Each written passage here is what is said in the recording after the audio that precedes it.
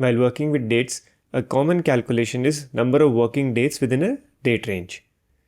It can be complex as definition of working days can be different in different countries and organizations. In some countries, Monday to Friday are considered working days, while in few, Sunday to Thursday. There are other definitions too. A useful function, NETWORKDAYS, helps you take care of this easily. Let's take a look. Here is a set of start and end dates. The start date is a Monday and the end day is a Sunday. We need to calculate the number of days and working days. Let's first calculate the number of days. For that, we will write the formula end date, that is B2, minus start date, that is B1, and plus 1. So that's a total of 182 days. This formula counts or is inclusive of both the start and the end date. Now let's find the number of working days. The function we will write is NETWORKDAYS.INTL. INTL stands for international. The first parameter is the start date. So we will select B1. The second parameter is the end date. So we will select B2.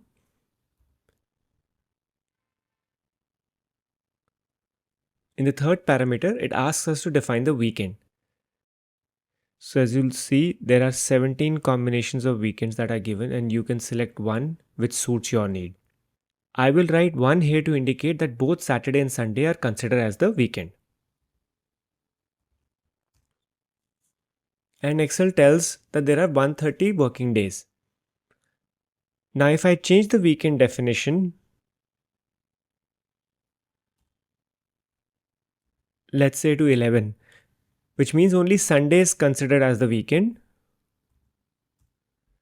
then the number of working days increased to 156. The number increases as now Saturday is considered a weekday.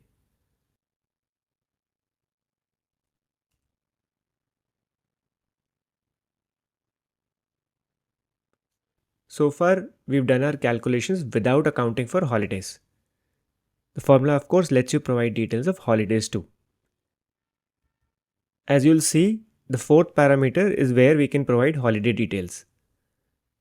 We have a list of few holidays that are given here. I will select the range A9 to A12.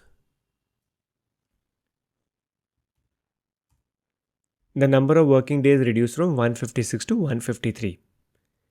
We've given the data for 4 holidays. However, the number of working days have only reduced by 3.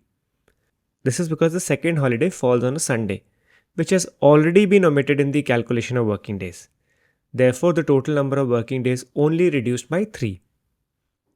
So that's all on this function. It's a fairly simple and a straightforward function to use. I hope this was useful for you. Please do subscribe to our channel so that you can find more such videos from our channel easily. Thanks for watching.